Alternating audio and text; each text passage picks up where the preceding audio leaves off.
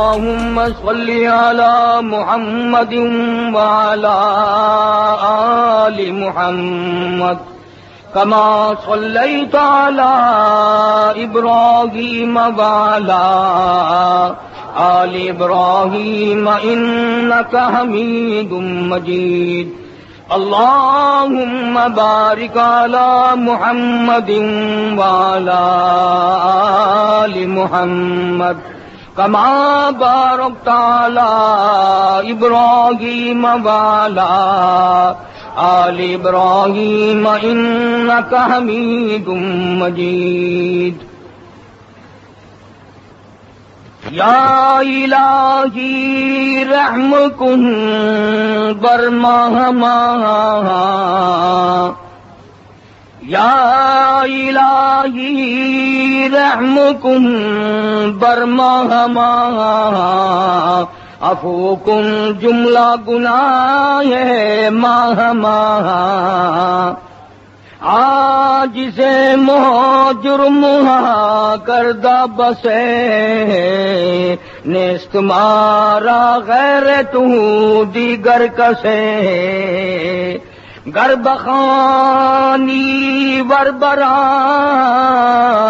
بندائیں گر بخانی وربرانی بندائیں ارچ حکم تستزا خرسندائیں این چنی پیغمبر ہو سردار ماں این چنی پیغمبر ہو سردار ماں ربنا صلی وسلم دائما. قرآن کریم کی یہ آیات جو دو جگہ سے مختلف تلاوت کی گئی، احکم الحاکمین پروردگار عالم نے سیدنا ابراہیم علیہ الصلوۃ والسلام جو صرف پیغمبر نہیں، نبی نہیں، ہزاروں نبیوں کے جد امجد ہیں، کتنا مبارک ہوگا وہ اللہ والا جو خود بھی پیغمبر، بیٹا بھی پیغمبر، پوتا بھی پیغمبر، پروتا بھی پیغمبر، ساری لڑی پیغمبروں کی علیہم الصلاۃ والسلام نے اس اللہ والے کی بڑی آزمائش کی، اور قدم قدم پہ آزمائش کے میدان میں حضرت خلیل پورے اترے. بات کرنا بڑا آسان ہے، اس کا نبھانا اور بھگتانا بڑا مشکل ہے. حضرت خلیل کی ذات ہے ہزاروں من لکڑوں کے کولوں میں، شولوں میں، چیخاں میں، پنگوڑے میں بٹھا کر درمیان میں حضرت خلیل کو پھینک دیا. دنیا کی پوری طاقت کا یہ پروگرام ہے کہ خلیل کو جلا کر خاک کر دیا جائے، اور رب جلیل کی قوت کا یہ پروگرام ہے کہ میرے خلیل کا ایک بال بھی نہ سڑے. پوری دنیا کفر سے بھری ہوئی ہے، بادشاہ سے لے کر معمولی آدمی تک سارا کفر ہی کفر تھا. اللہ کی ذات کو چھوڑ کر بتوں کی پرستش خود بناتے تھے، خود پوجتے تھے، خود گھڑتے تھے، خود ان کے سامنے ہاتھ باندھتے تھے. صبح سے لے کر شام تک ایک پتھر کو چھولا، رگڑا، صاف ستھرا کیا، شام آئی اسی کے آگے ہاتھ باندھ کے بیٹھ گیا. میری مشکل آسان کر دے، میری فلاں حاجت کو پورا کر دے، میری فلاں پریشانی کو دور کر دے. خدا ہنستا ہے اور ظالم، جب تو اس پہ سارا دن کلاڑے بجاتا رہا، اگر یہ تیری مشکل کشائی کرتا تجھے نہ کہتا ہو پرے ہو، مجھے کیوں کاٹتا ہے. مولانا تاج محمد صاحب امروٹی رحمۃ اللہ علیہ کا ایک جملہ ہے، فرمایا کرتے تھے پنجابی زبان میں، رب روٹھے تے مت کھسے. خدا جب ناراض ہوتا ہے سب سے پہلے عقل چھنتی ہے. پھر یہ سمجھ نہیں آتی کہ یہ وہی اللہ والا بزرگ ہے، ہم نے اعلان سنا کہ فوت ہو گیا، پھر ہم اس کے لیے کفن لائے، پھر ہم صابن لائے، پھر ہم خوشبو لائے، پھر ہم پھٹا لائے، پھر ہم نے پانی گرم کیا، پھر ہم نے اپنی مرضی کے ٹائم پہ نہایا، پھر اس کو کفن پہنایا، پھر اس کو چارپائی پہ ڈالا، پھر کندھوں پہ اٹھایا، اور پھر قبر کے نیچے ہم نے خود اتارا، پھر خود ہم نے مٹی ڈالی، پھر قبر کو بند کیا، پھر اوپر پکی قبر ہم نے بنائی، اور یہ سارا کرنے کے بعد پھر سجدے میں پڑ گئے کہ میری مشکل آسان کر دو۔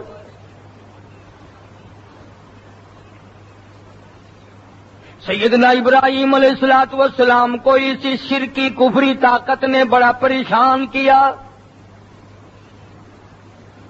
علل اعلان کہنے لگے قالوا حرقوه وانصروا آلہتکم، او لوگو، او وزیرو، او سفیرو، او امیرو، آؤ اپنے خداؤں کی امداد کرو، اپنے معبودوں کی امداد کرو، اپنے حاجت رواؤں کی امداد کرو، ان کی مدد کے لیے آ جاؤ۔ قرآن ہے وانصروا آلہتکم،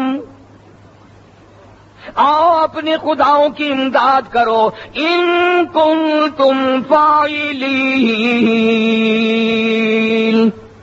اسے جلا دو، اس نوجوان کو ختم کر دو، اس اللہ والے کو ختم کر دو، اس خلیل کو ختم کر دو، یہ ایک کے ماننے والا ہے، یہ ایک ہی کا پجاری ہے، یہ ایک ہی کا طلبگار ہے، یہ کیوں کہتا ہے اور کوئی نہیں، کوئی نہیں، کوئی نہیں الا اللہ، ایک میرا پروردگار ہے جو سارے نظام کا مالک ہے۔ اس لیے کہتے ہیں قالوا حرقوه، آؤ جلا دو، وانصروا آلہتکم، اپنے خداؤں کی مدد کرو، ان کنتم فاعلین، اگر تم کچھ کرنے والے ہو۔ ابراہیم علیہ الصلوۃ والسلام کا وجود اقدس ہے، ابراہیم علیہ السلام کی جان کولوں میں پڑی ہے، شولوں میں پڑی ہے، آگ کے ڈھیر کے بیچ میں پڑی ہے۔ بارش برسانے والا فرشتہ آیا اور آ کے کہنے لگا خلیل مجھے حکم دو، میں بارش برسا دوں، ساری آگ بجھ جائے گی، ختم ہو جائے گی۔ حضرت خلیل نے یہ نہیں فرمایا جلدی کر، فرمایا او فرشتے تو کس کے حکم سے آیا؟ مجھے پروردگار نے بھیجا ہے۔ اور فرشتے کیا میرا یہ حال میرے رب کو معلوم ہے؟ فرشتہ کہنے لگا ہاں معلوم ہے۔ فرمایا درمیان سے ہٹ جا، خلیل جانے رب جلیل جانے، جس کا نام لیتا ہوا میں یہاں تک پہنچا ہوں، جس جرم کی پیدائش میں مجھے یہاں پھینکا گیا۔ فرمایا تبارک الذی بیدہ الملک، اسی کا ملک ہے، اسی کا راج ہے، اسی کا ملک میں اسی کی بادشاہت ہے۔ وَهُوَ عَلَىٰ كُلِّ شَيْءٍ قَدِيرٌ، ہر چیز پہ وہی قادر ہے۔ اور فرشتوں تمہاری امداد کی کوئی ضرورت نہیں، تمہارا تعاون نہیں چاہیے، تمہاری نصرت نہیں چاہیے، ایک پروردگار کی رضا مجھے چاہیے، وہ راضی ہو جائے بس۔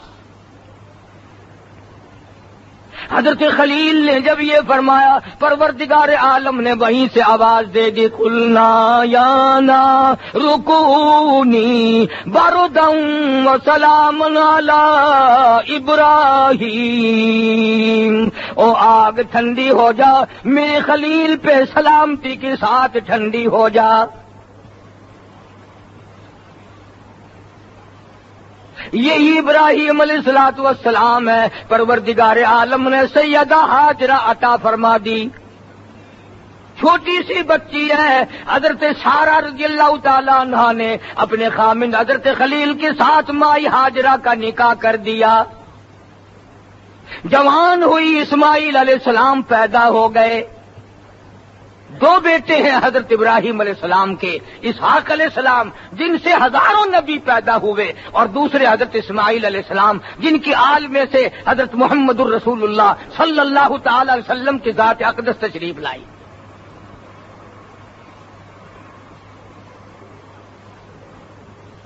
اللہ میاں نے آزمایا فوراً، اس کو حق حاصل ہے، وہ جس طرح سے چاہے آزمائے۔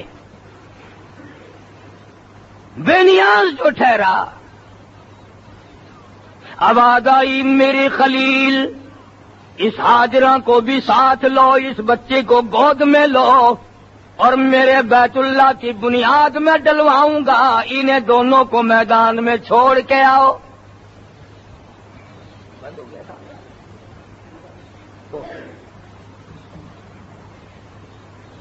سیدہ ہاجرہ علیہ الصلوۃ والسلام کو بھی ساتھ لو، اسماعیل علیہ الصلوۃ والسلام کو بھی ساتھ لو، میدان میں چھوڑ کے آؤ۔ www.shahideislam.com ساتھ ہے حضرت ہاجرہ، بچہ گود میں ہے، اور خدا بڑا کارساز ہے۔ میں تمہیں کیا بتاؤں کہ وہ کتنا بے نیاز ہے اور وہ کتنا قادر مطلق ہے، ذرا اس کے حکم تو دیکھو۔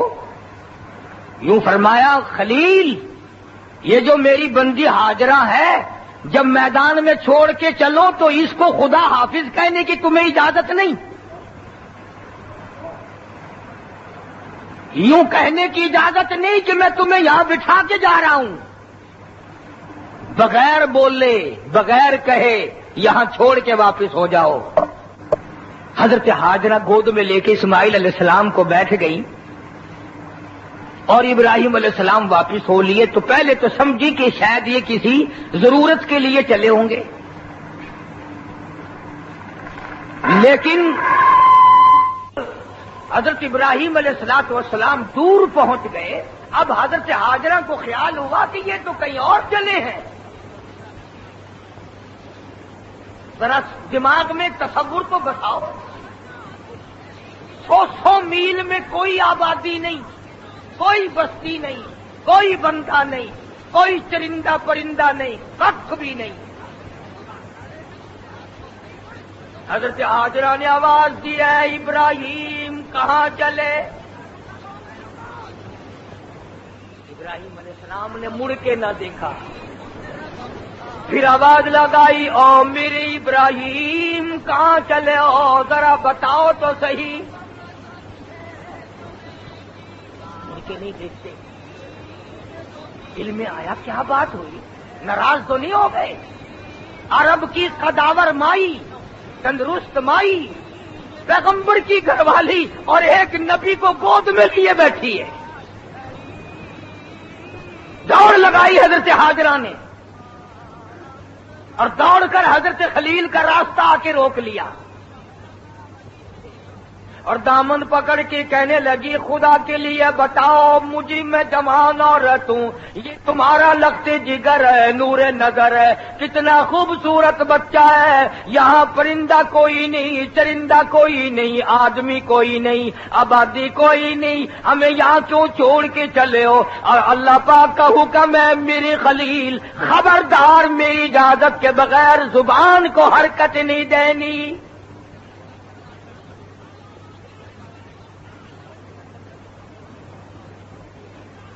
اللہ کی اجازت کے بغیر، اللہ کے اذن کے بغیر نبی اپنے لبوں کو حرکت نہیں دیتا، اپنی زبان کو حرکت نہیں دیتا، ہاں نہ نہیں کر سکتا جب تک اس مولا کا حکم نہ ہو، جب تک اس کی اجازت نہ ہو، اس وقت تک وہ ہاں نہ نہیں کرتا۔ حضرت ہاجرہ پلہ پکڑے کھڑی ہے اور پھر رونے لگی، خدا کے لیے میرا قصور بتاؤ، میرا جرم بتاؤ، میری خطا بتاؤ، میرا گناہ بتاؤ، میں معافی چاہوں گی، کس جرم کی پیدائش میں مجھے یہاں چھوڑ کے چلے ہو؟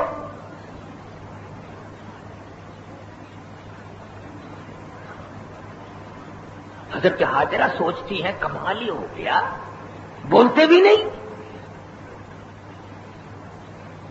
اللہ کی اجازت کے بغیر نبی پیغمبر اپنی گھر والی سے کلام نہیں کرتا، اور ہم لوگ باوجود منع کرنے کے پرائی عورتوں سے گپے مارتے ہیں۔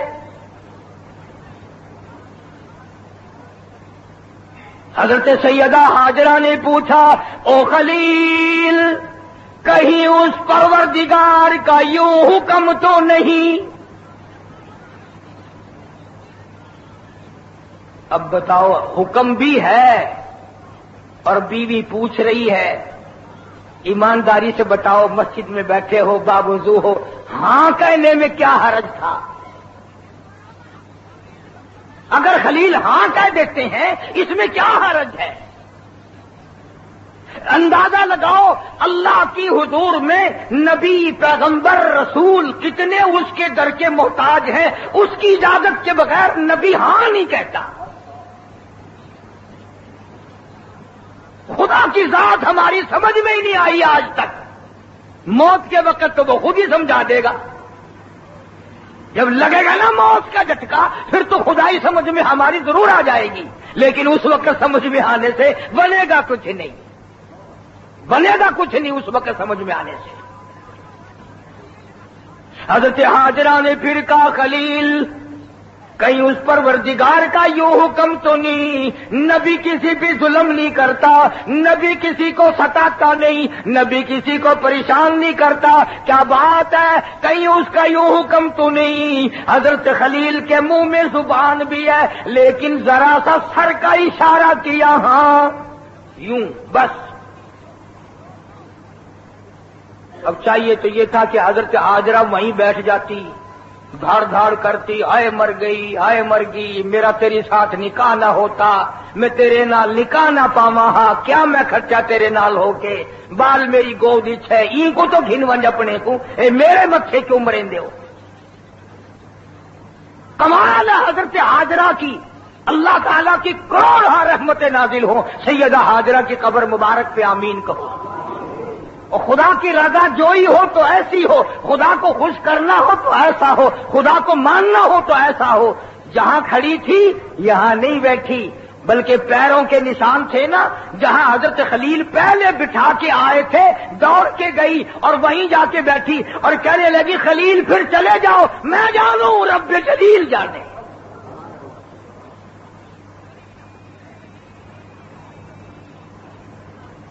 اب تو ہمارے دلوں کے خدشات ہی نہیں نکلتے، ہمارے دلوں میں یقین ہی نہیں جمتا،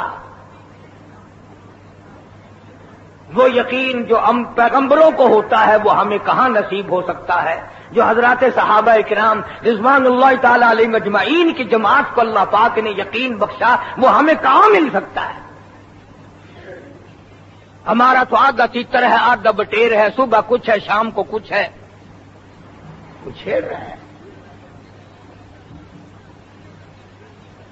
اس صورت میں کیا آدمی آگے بڑھ سکتا ہے جو ہماری صورت بنی ہوئی ہے؟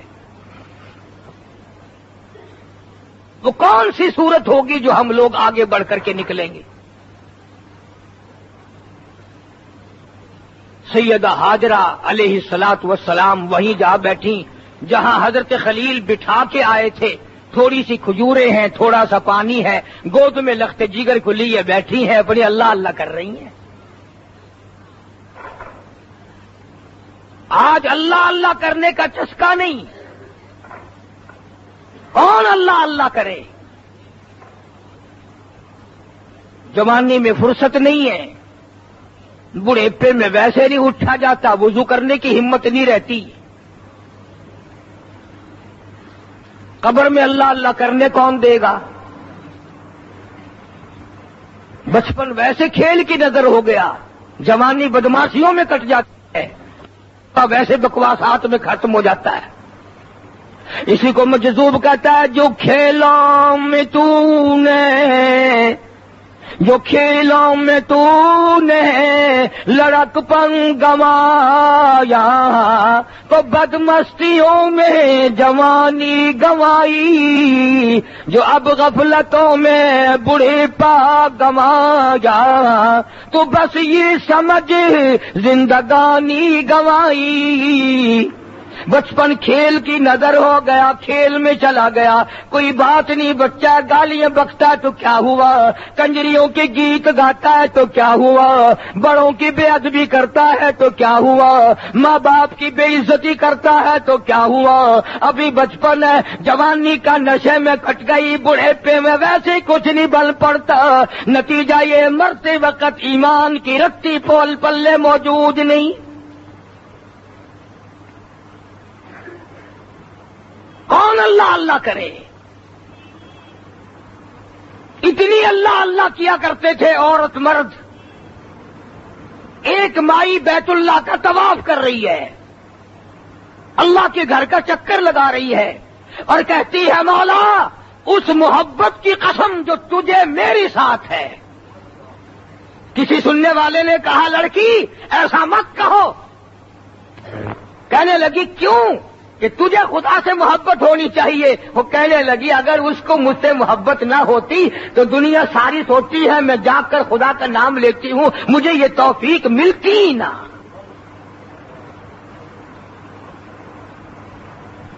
کئی لوگ کہتے ہیں جی ہم تو مسجد میں جائیں گے ہی نہیں. ذرا ایمانداری سے سوچو, ہمارا جس سے بگاڑ ہوتا ہے شادی میں اس کو آنے دیتے, بلکہ شرط لگا لیتے ہیں اگر فلاں بیٹھے گا تو میں نہیں بیٹھوں گا. وہ آئے کیسے؟ اور خدا جس کو اپنے دربار میں نہ آنے دے, خدا جس کا سجدہ منظور نہ کرے, خدا جس کی توبہ قبول نہ کرے, خدا جس کی خدائی اور اپنی اللہ اللہ اس کے نام زبان سے قبول نہ کرے, اس کو آنے ہی نہیں دیتا. دنیا کا دستور ہے. شادیوں میں جس سے بگاڑ ہوتا ہے اس کا نیندرا نہیں لوگ لیتے. اگر وہ آ کے ڈال بھی دے سٹ بھی دے پھینک دیتے ہیں, لے جا تیرے نیوترے کی ہمیں کوئی ضرورت نہیں ہے, جاون اپنا. تو یہی خدا کی خدائی کا حال ہے. جس کا وہ قبول نہیں کرتا اس کا پیسہ نیک کام کی طرف آنے ہی نہیں دیتا. لوگ بڑے خوش رہتے ہیں ہم مولویوں کے بہکائی میں کبھی نہیں آئے, خدا کرے تو قبر تک نہ آوے. سیدہ حاجرہ رضی اللہ تعالیٰ عنہا کو بھوک لگی, پیاس لگی, کھجوریں ختم, پانی ختم. بھوک اور پیاس کی وجہ سے ماں کی چھاتیوں سے دودھ اترنا بند ہو گیا.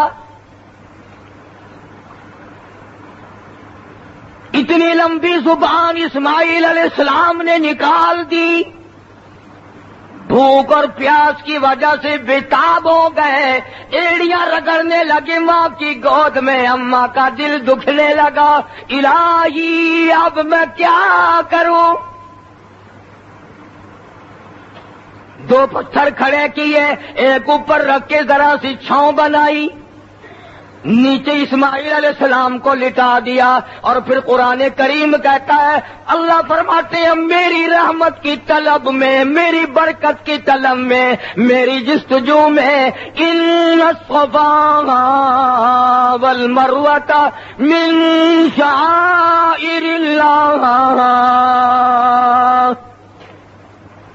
کبھی صفا پہاڑی پہ چڑھتی ہے مائی, کبھی مروہ پہاڑی پہ چڑھتی ہے. اس پہاڑی پہ سے چڑھتی ہے, اگلی پہ چڑھنے کے لیے ڈھلوان آ جاتی ہے, نچان آ جاتی ہے, بچہ نظر نہیں آتا, دوڑ کر چڑھتی ہے. قرآن کو پیار آیا, ان الصفا والمروۃ من شعائر اللہ.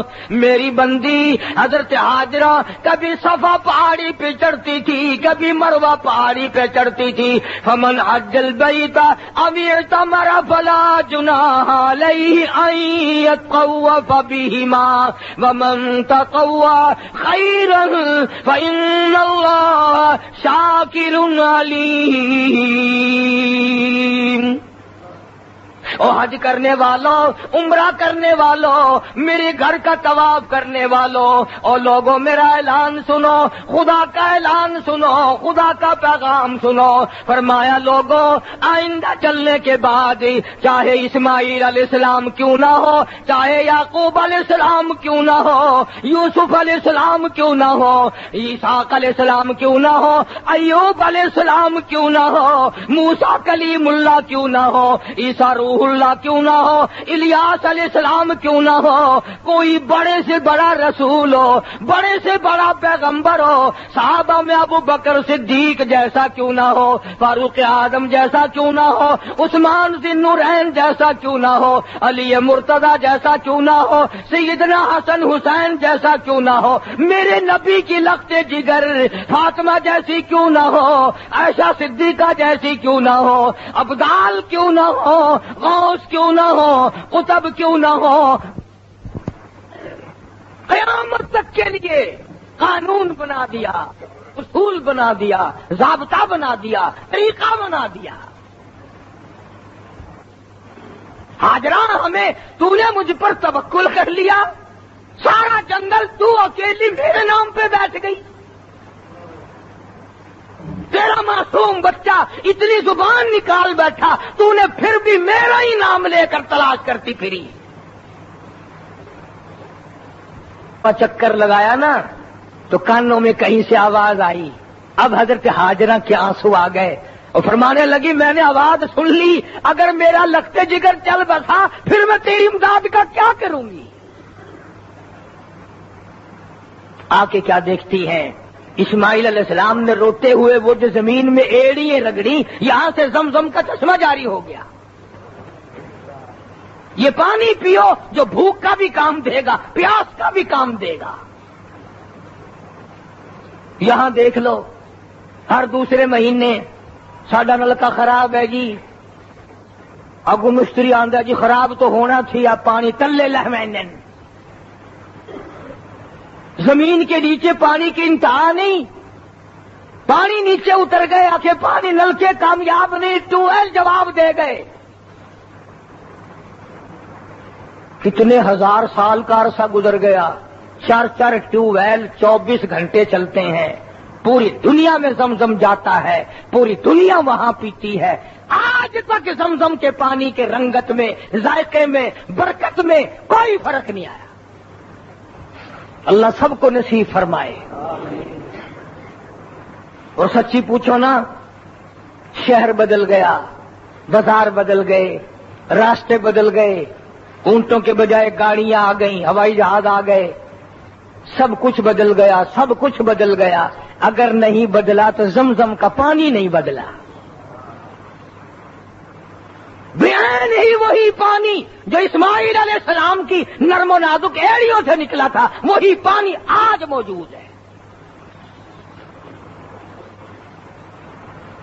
اگر کوئی بیمار ہو جائے، حاجی چل نہ سکے، اسے بھی ریڑی میں بٹھا کر اس علاقے سے گھسیٹا جاتا ہے جہاں مائی ہاجرہ دوڑی تھی۔ اندازہ لگاؤ، جب بندہ اس پر توکل کرتا ہے تو خدا اس کی اداؤں کو قیامت تک جاری رکھتا ہے۔ بیت اللہ کا طواف کرتے ہیں، اللہ پاک جل شانہ جتنے لوگ پہنچ گئے سب کا حج قبول فرمائے، اور جو نہیں جا سکے زیارت حرمین سے شریفین سے سب کو مالا مال فرمائے۔ دوسرا موقع ہے حضرت ابراہیم علیہ السلام پہ، یہی چاند، یہی مہینہ، 7ویں تاریخ کو حضرت ابراہیم علیہ السلام نے خواب دیکھا، سپنا دیکھا کہ اللہ پاک فرماتے ہیں ابراہیم میرے نام پہ صدقہ کر، میرے نام پہ صدقہ کر۔ ابراہیم علیہ السلام صبح اٹھے، 100 اونٹ قربان کر دیے، 100 اونٹ قربان کر دیے۔ 8ویں رات کو پھر خواب دیکھا، ابراہیم علیہ السلام نے صبح اٹھ کر پھر 100 اونٹ اور قربان کر دیے۔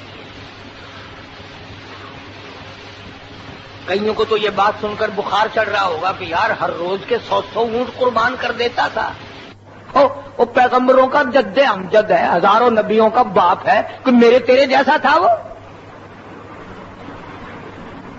ہم لوگ کوئی قربانی کرتے، سر سے اتارتے، سیر و لامن والا کام ہے۔ ہم کیا جانے خدا کی خدائی کو، اس کی رضا کو اور اس کی خوشنودی کی قدر کو جو ان لوگوں کو تھی، وہ ہمیں 100 میں سے ایک حصہ بھی نہیں ہو سکتی۔ پیغمبروں کی شان نرالی، پیغمبروں کی آن نرالی، وہ براہ راست خدا کے نمائندے ہوتے ہیں، خداوند کریم ان سے ہم کلام ہوتا ہے، اور اپنی آسمانی کتابیں پروردگار عالم پیغمبروں کو عطا فرماتے ہیں۔ چنانچہ پھر مالک کائنات نے آزما لیا۔ ویسے بھی حضرت ابراہیم علیہ السلام بہت ہی نرالی شان کا پیغمبر ہے۔ ایک بات آپ کو بتاؤں، آپ حیران ہوں گے، ساری زندگی میں مہمان کے بغیر ابراہیم علیہ السلام کھانا نہیں کھایا کرتے تھے.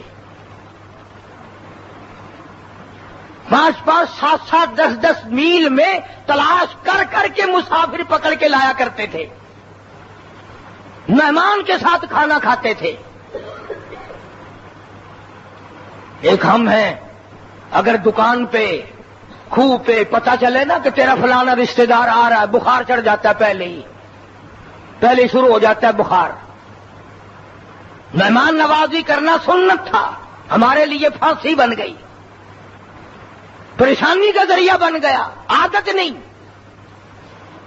چنانچہ حضرت ابراہیم علیہ الصلوۃ والسلام ایک دن ایک مہمان لائے، بڑے دور سے مسافر کو پکڑ کے لائے اور اس کے سامنے کھانا رکھا تو فرمایا پڑھ بسم اللہ الرحمن الرحیم.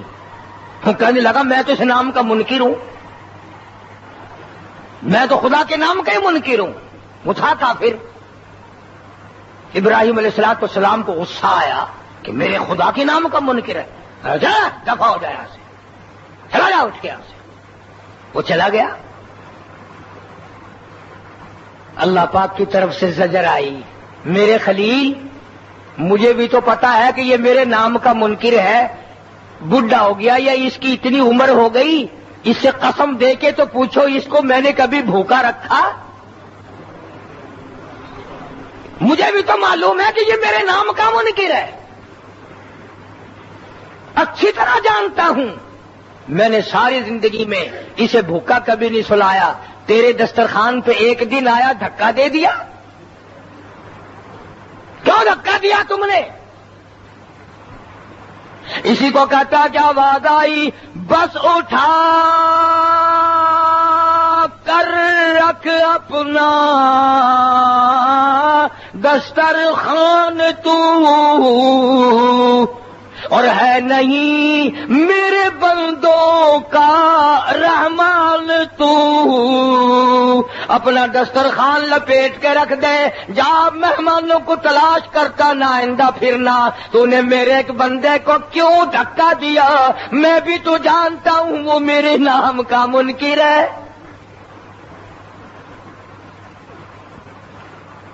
ابراہیم علیہ السلام نبی تو خدا کے دروازے کا محتاج ہے نا. ہمارے زمانے کے پیر تو اگرچہ ڈانگ سوٹا لے کر اللہ میاں پہ پل پڑتے ہیں، مگر خدا کے سامنے نبی بڑا محتاج ہے. جب اللہ کی طرف سے ڈانٹ آئی ابراہیم علیہ السلام پھر اس کے پیچھے بڑے میاں او بزرگوں او اللہ والے. انہوں نے دیکھا پھر ابراہیم علیہ السلام آ رہے ہیں، انہوں نے کہا چل میرے ساتھ کھانا کھائیے. اس نے کمال ہے تیرے علی، ابھی تو مجھے لے کے گیا تھا، پھر دھکا دیا اور پھر بلانے آ گیا. پہلے لے کے گیا تھا، پھر دھکا دیا، پھر بلانے آ گیا. توجہ کرنا. ابراہیم علیہ السلام رو پڑے، فرمایا میں اپنے بس میں نہیں ہوں، میری زبان، میری آنکھ، میری انگلی، میرا سانس یہ اس مولا کے ہاتھ میں ہے. جیسے وہ حکم دے گا مجھے وہ ایسا کرنا پڑے گا. میں خود نہیں آیا، میں اس رحمان کا بھیجا ہوا ہوں جس کا تو نام پسند نہیں کرتا. وہ بوڑھا مسافر واپس آیا اور کہنے لگا خلیل پہلے خدا کا نام سکھا پھر کھانا کھلا. جو خدا اتنا مہربان ہے کہ جو میری وجہ سے تجھے دھمکی ملی، میں گناہگار کی وجہ سے تجھے ڈانٹ پڑی، اور اس خدا کا مجھے نام سکھا.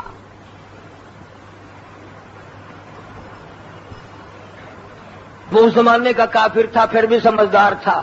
آج کل کے ساتھ اگر کسی کو یوں ہو جائے گا نا اور اکڑے گا اور سانو تھکا جاؤ گے، کیا ہے اللہ کی طرف بھی ڈانٹ ملی گی نہیں، مندہ ہے سانو من گن ہوں بھی. سیدنا ابراہیم علیہ الصلوۃ والسلام کی نرالی عادت، نرالی شان، نرالا طریقہ کار، مہمان کے بغیر کھانا نہیں کھانا، اپنے بچے تک کو اللہ کی رضا کے لیے قربان کر دینے کا پختہ عزم پروگرام تیار کرنا نہیں بلکہ اس پہ عمل کر کے دکھلا دیا.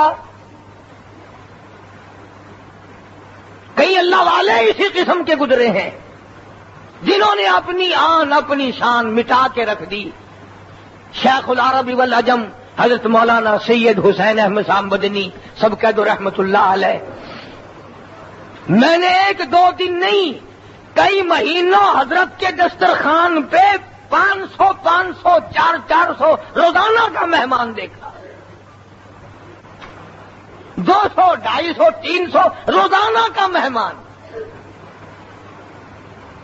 جتنے شہر دیوبند میں سودا خریدنے آتے تھے شام کو وہ سارے مولانا کے مہمان، اور 3500 طالب علموں کے جتنے رشتہ دار آتے تھے وہ سارے مولانا کے مہمان. دیوبند مظفر نگر کی تحصیل ہے، جتنے لوگ تحصیل میں کام آئے اور نہیں بنا اگلے دن کرانا وہ سارے مولانا کے مہمان. 4 ٹوکریاں مہمان پانوں کی چبا جاتے تھے. 4 ٹائم چائے، 2 ٹائم کھانا ناشتہ.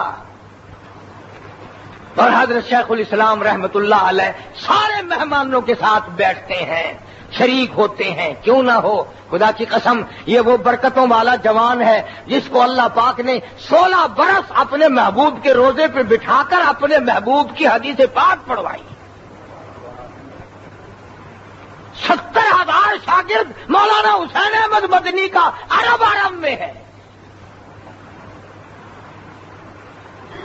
جس کو اپنی زندگی میں ہزاروں مرتبہ رسول کریم صلی اللہ علیہ وسلم کی خام میں زیارت ہوئی. اتنا بڑا مہمان نواز ہم نے زندگی میں دیکھا تو کیا سنا تک نہیں. اور پھر ایک اور تماشا، سارے مہمانوں میں کمزور نابینا، لنگڑا، للا، مندا، میلے کپڑوں والا، جتنا ایسا دیکھا اتنا اپنے قریب بٹھانا،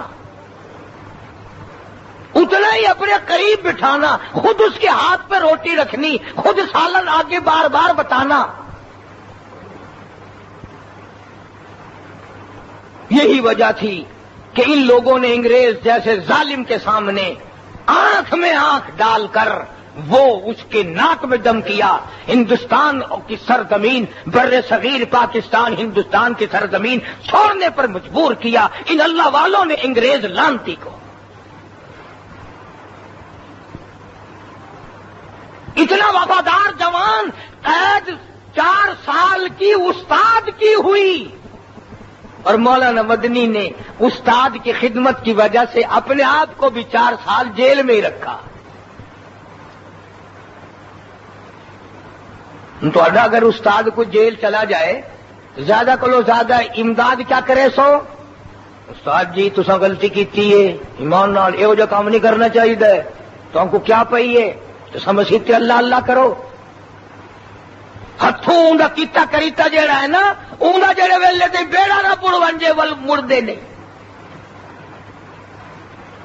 مولانا مدنی رحمت اللہ علیہ کے گھر سے جیل میں رہتے رہتے 19 جنازے نکل گئے، پرواہ نہیں. اور جب بھی کسی نے کہا مولانا آ جاؤ، تھوڑی سی تو اپنے اندر جذبات کو ٹھنڈا کرو، تھوڑی سی تو بدل جاؤ، بس ایک ہی جواب ہے، ہری ہے شاخ تمنا، ہری ہے شاخ تمنا، ابھی جلی تو نہیں، اور جگر کی آگ دبی تو ہے، بجھی تو نہیں. جفا کی تیغ سے گردن وفا شاروں کی کٹی ہے برسر میدان، مگر جھکی تو نہیں. اپنے مولا کو راضی کرنے پہ لگ گیا، اسے کٹنے کٹانے کا کوئی غم نہیں ہوتا، وہ تو صرف یہ سوچتا ہے کہ میرا رب مجھ سے راضی ہو جائے. غازی علم الدین سے ماں نے کہا بیٹا تیرے ہاتھوں پہ مہندی لگی ہوئی ہے، تو کہاں چلا ہے؟ غازی علم الدین اپنی اماں کو کہتا اماں میں شادی کروں میرے نبی کی توہین ہوتی رہے، میں شادیاں کروں، میں دلہا بنا پھروں، میں گوشت بنا پھروں، اور میرے محبوب صلی اللہ علیہ وسلم کی توہین ہو، راجپال جیسا کراڑ کالی کملی والے کی توہین کتابوں میں چھاپ کر لوگوں میں تقسیم کرے. میں شادی نہیں کرتا۔ انہوں نے کہا پھر کیا پروگرام ہے؟ انہوں نے کہا امی اب تو جنت میں شادی کا ارادہ ہے، اب تو جنت میں شادی کا پروگرام ہے بس۔ غازی علم الدین کی ماں بھی ماں تھی، نہ روئی نہ دھاڑ کی تھی، نہ شور مچایا پھڑے ہوئے منڈا کتنے چلا ہوئے پھڑے ہو، یہ کو سمجھاؤ، ایک گالا تھی گیا کملا تھی گیا، ایک مولوی صاحب کی تقریر سن کے پاگل ہو گیا، پکڑیو سمجھاؤ اسے رسوں میں باندھ دو۔ ہائے ہائے کچھ تو پیغمبر کا عشق تھا نا ماں کے دل میں بھی۔ جب بیٹے نے کہا ماں نہیں رکوں گا جاؤں گا، ماں نے بھی جولی پھیلا کے دعا کر دی، مولا میرا بیٹا ہے گناہگار، اب چل پڑا ہے قبول کرنا تیرا کام ہے، میرے مولا میری جولی کو خالی نہ لوٹانا، اب یہ چل پڑا ہے منظور فرما۔ مولانا قاضی احسان احمد شجابادی رحمۃ اللہ علیہ فرماتے تھے کہ قاضی علم الدین جب جیل میں تھا تو میں ملنے گیا میاں والی سپرڈنٹ جیل سے، میں نے کہا کہ ہمارا ایک قیدی ہے تمہاری پھانسی کی کوٹڑی میں ملنا چاہتا ہوں، تو وہ رو پڑا اور کہنے لگا مولانا اسے قیدی نہ کہو، اس کی کوٹڑی کی چھت سے لے کر آسمان تک میں ایک نور کی لاٹ دیکھتا ہوں۔ اور حضرت قاضی صاحب فرماتے تھے کہ میں جب غازی علم الدین سے ملا مجھے دیکھ کر مسکرایا، اتنا منور ہوا اس کے مسکرانے سے ساری کوٹڑی منور ہو گئی۔ اور جب میں نے پوچھا کہ تیرا کیا حال ہے،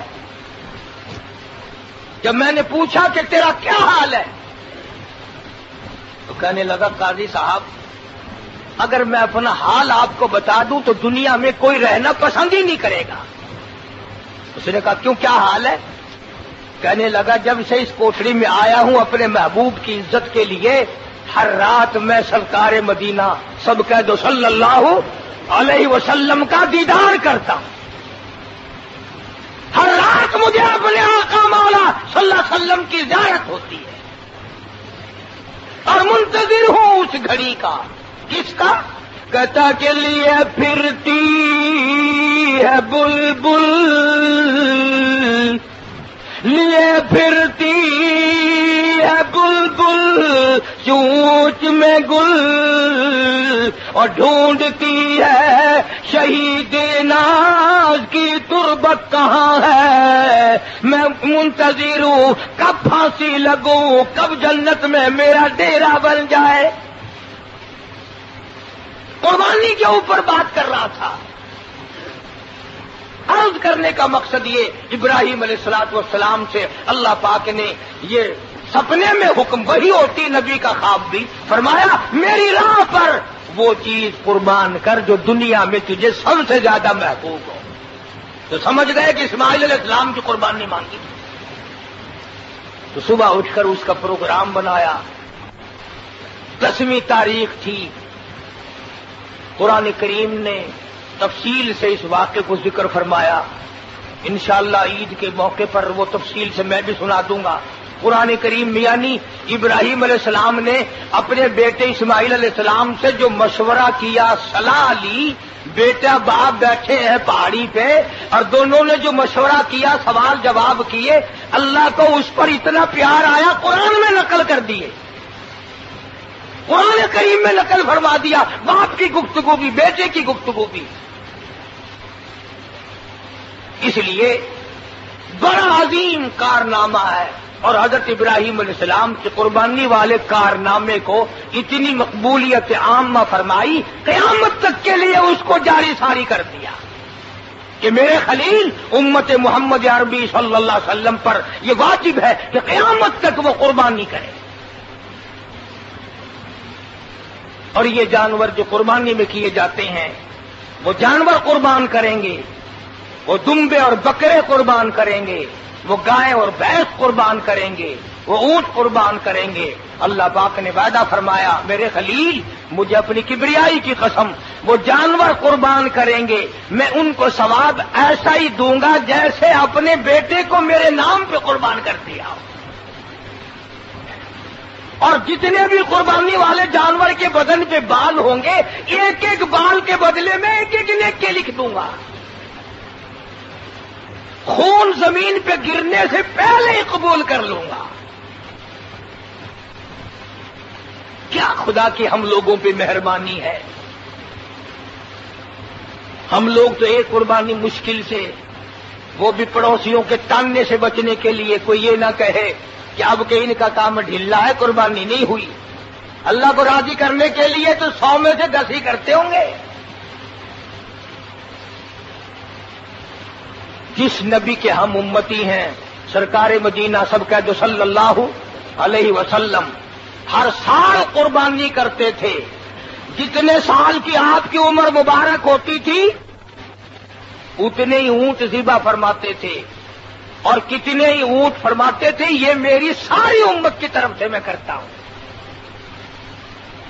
آج امت میں کتنے لوگ ہیں جو اپنے نبی حضرت محمد عربی صلی اللہ علیہ وسلم کی طرف سے، حضرات صحابہ کرام کی طرف سے، جن کی چوٹیوں کے صدقے میں تمہیں کلمہ ملا، ایمان ملا، قرآن ملا. صحابہ نہ ہوتے نہ تمہیں قربانی ملتی، نہ قرآن ملتا، نہ ایمان ملتا.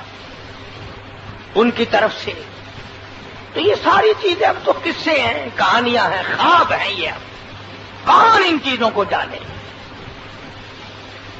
تو انشاءاللہ منگل کے دن سے قربانی شروع ہوگی.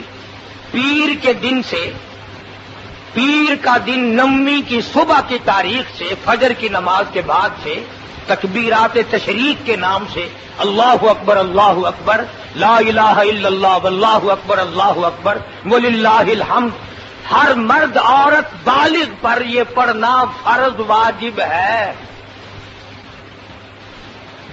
فرض نماز کا سلام پھیرتے ہی یہ پڑھنا واجب ہے. جو نہیں پڑھے گا گناہگار ہوگا. 9ویں تاریخ کی فجر سے لے کر 13ویں تاریخ کی عصر تک یہ ضروری ہے ہر مرد عورت پہ. اور آپ کو معلوم ہے جو نماز نہیں پڑھتا اس پہ تو نہ فرض ہے، نہ واجب ہے، نہ سنت ہے، مستحب ہے، وہ تو ہے ہی بخشا بخشایا. یہ نمازیوں کے لیے، مسلمان پر فرض ہے، کافر پہ فرض نہیں.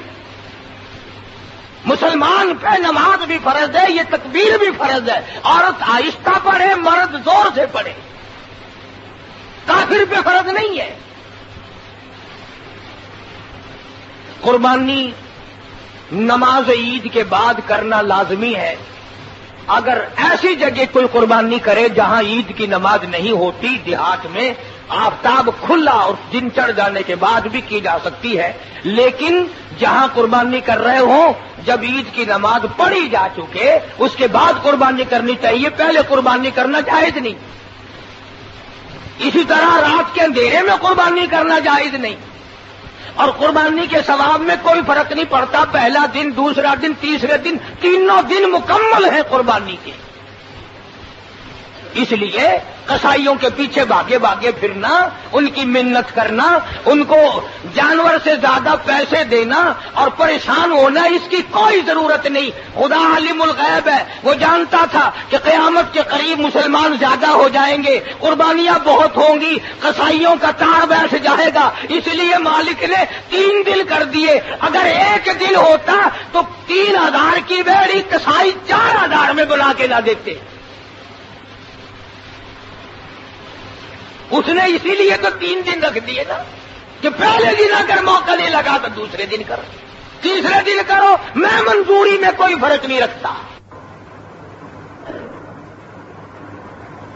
اللہ کی رضا کے لیے کرو، اپنی قربانی کو اپنے ہاتھ سے کرو. اللہم تقبل منی، یا اللہ میری طرف سے قبول فرما. کما تقبلت من خلیلک و حبیبک محمد صلی اللہ علیہ وسلم، یا اللہ جیسے تو نے ابراہیم علیہ السلام کی طرف سے قبول کیا، حضرت محمد کریم صلی اللہ علیہ وسلم کی طرف سے قبول کیا، میری طرف سے بھی جو یہ قبول فرما. دعا مانگنی چاہیے. یہ ٹھیک نہیں ادھر چھری چلا کر پھڑیے پھڑیے پھڑیے پھڑیے اور رسی لا اور رسی لا اور کافلا چکلا کلیجی گرجا واسطے چھری بھی چل رہی ہے، کام بھی ہو رہا ہے. یہ سارے مسئلے پکا کے قربانی کا گوشت برابر تول کے تقسیم کرو. ایک آدمی کو اگر دے دو گے، پہلے یار ذرا مہمان بیٹھے ہیں تھوڑا سا دے دینا، میرا پھر کاٹ لینا، بول لیں گے تو نہیں، دل میں آ جائے گا، سب کی قربانی برباد ہو جائے گی. اسی طرح سے بڑے لوگ چلاک پیدا ہو گئے، منڈی سے یا سڑک سے گائے خرید لی، منڈی سے یہ گائے خرید لی، اور پھر دیکھا کہ اگر اس کو کھڑی کر کے بیچوں تو اتنی رقم نہیں بنتی، چلاکی کیا ماری، اتنی رقم اس کی منصبی تھی گئی ہے، ایک حصہ میرا، ایک وسائدہ، ایک ڈیوائدہ، ایک قادرے دا، ایک رحیمے دا، ایک حصہ باقی بچا ود ہے، گھننا ہو دیتا۔ اب پہ رقم بڑھائی، اپنا حصہ منافع میں رکھ لیا، لوگوں کو حصہ حصہ کر کے لگا دیا۔ کسی عالم سے جا کے پوچھ لو، سب کی قربانی خراب ہو گئی۔ جب تک 4 آدمی بیٹھ کر رقم نہ بنا دے، 2 آدمی 4 آدمی کہ اس کی رقم اتنی ہے، اس کے بعد اس کے حصے کٹو، حصے بناؤ۔ اس لیے عرض کر رہا ہوں، سنتا رہتا ہوں نا کہ لوگوں کو پتہ نہیں چلتا، اور 4 پیسے مارنے والا اپنے بھی حصے کو برباد کرتا ہے، دوسرے کا بھی برباد کرتا ہے۔ اسی طرح سے اس آدمی کے ساتھ حصہ مل کر کرنا جو اللہ کے سوا قبر کی پوجا کرتا ہے، قبروں کو سجدہ کرتا ہے، درختوں کو سجدے کرتا ہے، ادھر ادھر قبروں کی مٹی چاٹتا پھرتا ہے، پھر بھی حصہ جائز نہیں ہوگا، قربانی برباد ہو جائے گی۔ اللہ کے نام پہ قربانی کرنی ہے تو سارے اللہ والے ہی ہونے چاہیے، قبر کی مٹی چچل آ ایک نہ ہوئے۔ فاتحہ پڑھو، ان کے لیے مغفرت کی دعا کرو، ان کی طرف سے قربانی کرو، ماں باپ کی طرف سے کرو، رشتہ داروں کی طرف سے کرو، اپنے پیر و بزرگ مرشد کی طرف سے کرو، کوئی حرج نہیں۔ لیکن جس کا طریقہ غلط ہو، شرک کرتا ہو، وہاں جائز نہیں۔ اسی طرح سے قربانی کا گوشت برابر تقسیم کرو، پھر اگر سب کی رضامندی ہو، کھال کے بارے میں سب کی رضامندی حاصل کرو، ایویں روک پا کے ایک بندہ نہ چھکونجے، بلکہ سب کی رضامندی سے قربانی کی کھال کو جہاں دینا ہو، غریب بہن کو دے سکتے ہو، بشرطے غریب ہو، غریب ماسی کو دے سکتے ہو، غریب بھائی کو بھی دے سکتے ہو، مدرسے کے طالب علموں کے لیے بھی استعمال ہو سکتا ہے، حقدار ہیں جو قرآن پڑھتے ہیں، اللہ کا دین پڑھتے ہیں۔ لیکن تم کیا کرتے ہو، وہ جی جیڑا بوہے چاوا آیا بل چاہ گیا نا، ہوں اصل قربانی کرنی ہے، جیڑا چاہ گیا، یہ جائز نہیں ہے، اس طرح سے نقصان ہوگا۔ آپ کو معلوم نہیں، یہ بڑا نازک مسئلہ صدقات واجبہ کا، قربانی کی کھال بیچ کر جو پیسے تم نے بدلے میں لیے ہیں، کھلے پیسے ہیں، تم بندے ہوئے وہاں رکھ کر کھلے ہوئے نہیں اٹھا سکتے۔ قربانی کی کھالوں کے پیسوں سے تم مسجد میں لوٹے نہیں رکھ سکتے، صفے نہیں خرید سکتے، مسجد کا بل نہیں بھر سکتے، امام کی تنخواہ نہیں دے سکتے،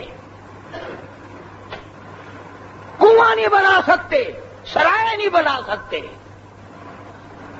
یہ کئی لوگ ہیں نا، مدرسہ بنانے سے پہلے کئی سال پہلے قربانی کی کھالوں کے پیسے اکٹھے کر کے رکھ لیتے ہیں، ان کی قربانی جائز نہیں، جاؤ مفتیوں سے مسئلہ پوچھ کے آؤ۔